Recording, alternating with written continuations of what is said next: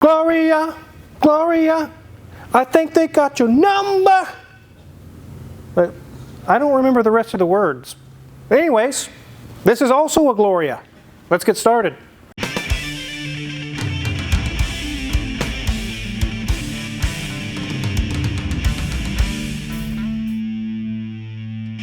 Many of us remember that song from the 80s. I don't even know who sung it or who wrote it, but you can let us know in the comments who the singer was. I just remember hearing it all the time on the radio. And when this car came in, I just couldn't stop singing it. It's just, I don't know why. It's kind of weird. This is a 1997 Nissan Gloria. Gran Turismo Ultima. No, I didn't say Ultima. It's not Ultima Energy. But it is a Nissan, but it's not an Ultima. Anyways, we got that settled. This is a right-hand drive. It was in Japan only. And in fact, when you open the door and turn on the ignition, it speaks Japanese to you. It's really cool. I have never seen one of these in my life. I've never seen one on the road. I've never seen one at a car show. So when this customer emailed and said, I'd like you to work on my Nissan Gloria. Sorry, I couldn't hold it back. I said, yes, bring it in. We'll be happy to look at it. It's a really cool car. Let's take a look around this thing and let you guys check it out.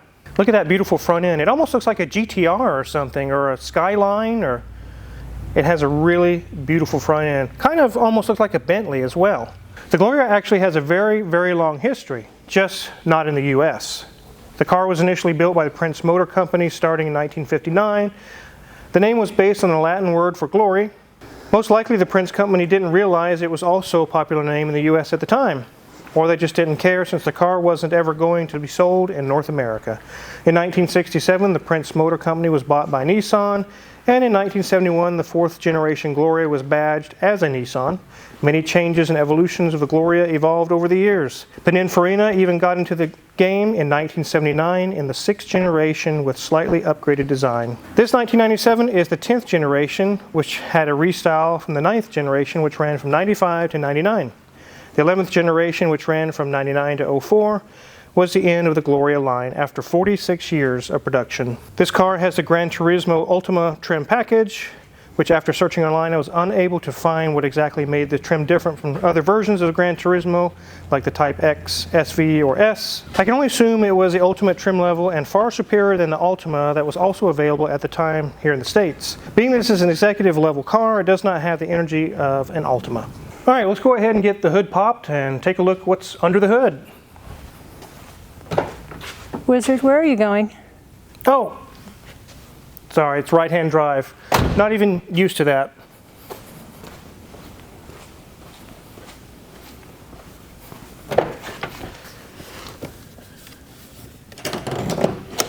So now we got that sorted, let's go ahead and hop under the hood.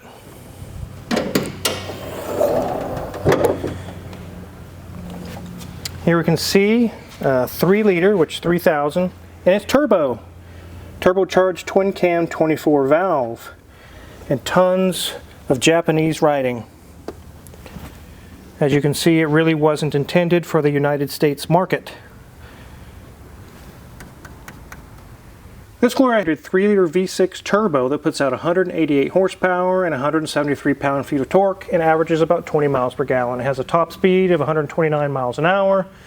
The car was only offered with a 4-speed automatic as well. It cost 3,990,000 yen in Japan in '97, which equates to a little over 26,000 American dollars. So the customer actually has a list here: belts, radiator hoses, valve cover gaskets, rack and pinion, which I don't know if that means a leak or what, trailing arms, lower oil pan gasket, and rear main seal. Those are the concerns we're going to be taking care of this car. Let's get the hood down and let Mrs. Wizard show you guys around in the interior.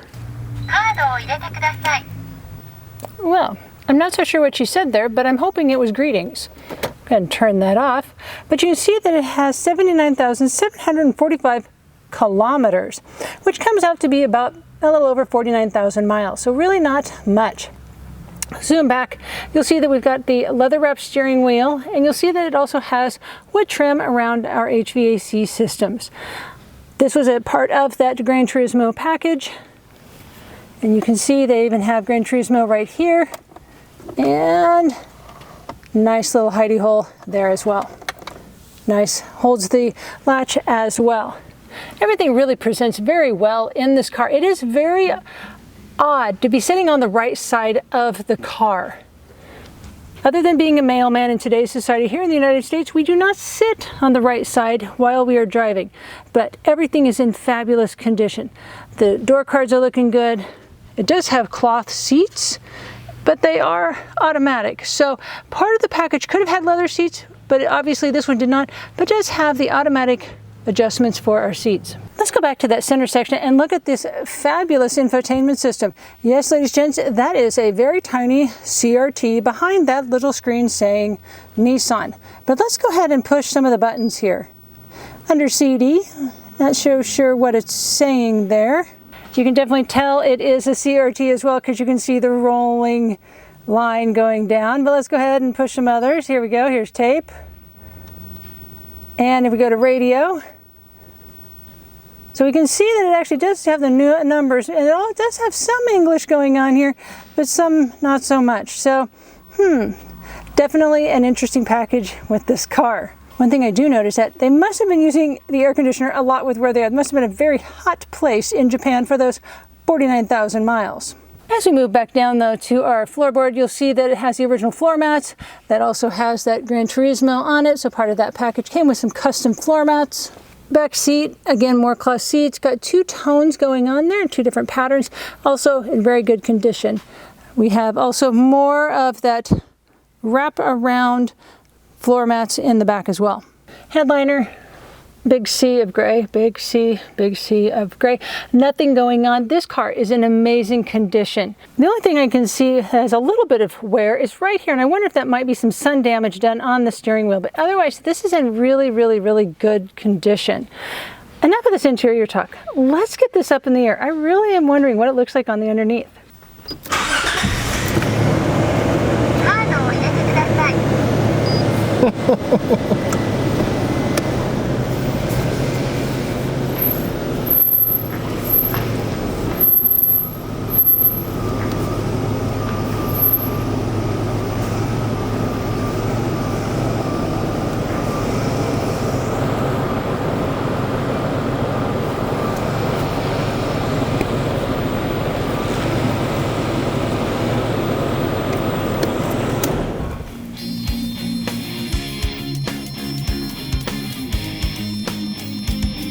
So many of us are probably expecting to see a front-wheel drive Ultima Maxima style setup here, and you couldn't be more wrong.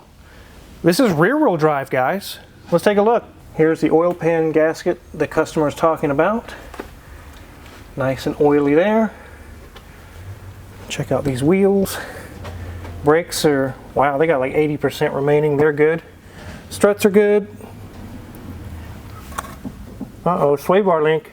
Listen to that, guys. I'll need a sway bar link. Go to this side. Strut is dry, brakes are good. Nothing loose there. That sway bar link is good. It probably just needs the one. We can see here the rear main seal is indeed leaking.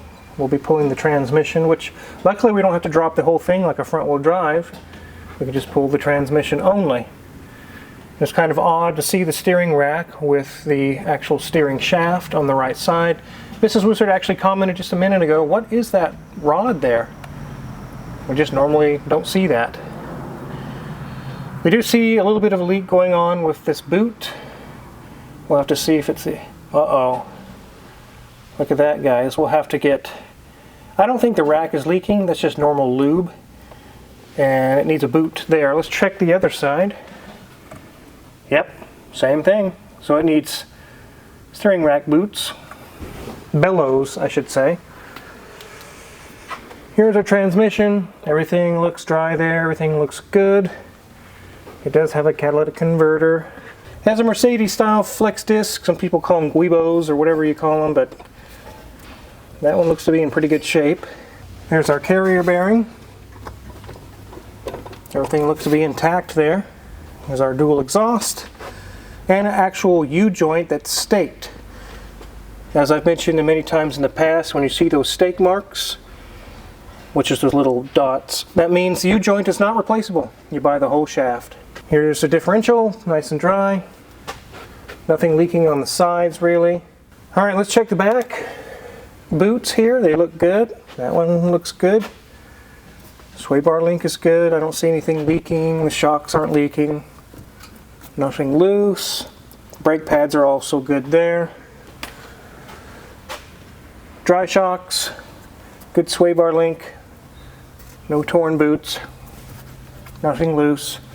Brakes are good there as well. One thing I find really odd, you guys can let me know in the comments why it might be this way, is that we have a single exhaust, single cat that goes into dual resonators.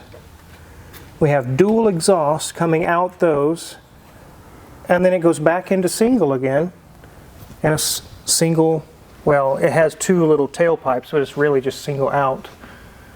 I don't understand what's the logic there. Anyways, let's check the date codes on the tires. I'm not sure if the tires are from Japan or not, but they are Winter Max by Dunlop, and they are from 2019. So they're about 4 years old. They're still usable, but they are winter tires. Let's get this thing on the ground. So as you can see behind me, the Lamborghini Murcielago is back on the ground. It is done. It is finally finished up. We'll do a road test on it here pretty quick, and that one will be leaving. Grimes has been sorting that out. He did a very good job. And also, Danielson's been working on a Toyota and helping around the shop. He just finished up a Ferrari. Actually, I think a couple of Ferraris. Everything is going really well.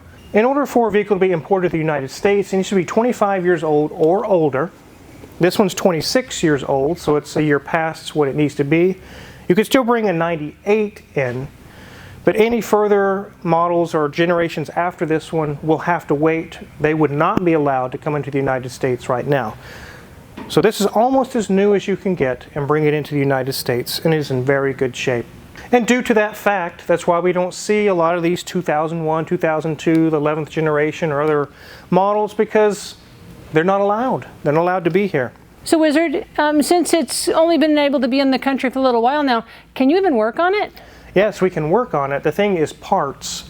And the customer has included some parts with the vehicle being delivered, but we found a few other items that are added to the list. We're going to see if we can have him get the parts or see if we can find the parts. Maybe they cross to other Nissan models. But that will be the biggest thing. It's not necessarily can we work on it. Yes, it's very easy to work on, but can we get the parts? Maybe they have to come from Japan. I don't know. We'll have to see. We'll go through that list, get an estimate together, and see what the customer wants to do. Obviously, they're probably going to do it all, which it happens a lot here at Omega. When people ship their cars from a long distance, they're not going to make 3 trips. If you're curious what kind of tools we're going to use to work on this really nice Gloria, check our Amazon affiliates link in the description below. We get a small cut and we really appreciate it. Make sure to check out Mrs. Wizard's Way. She's got some updates going on there. And also hit the subscribe button here because there's going to be some updates on the truck, the bus, all kinds of other cars coming in. Thanks for watching.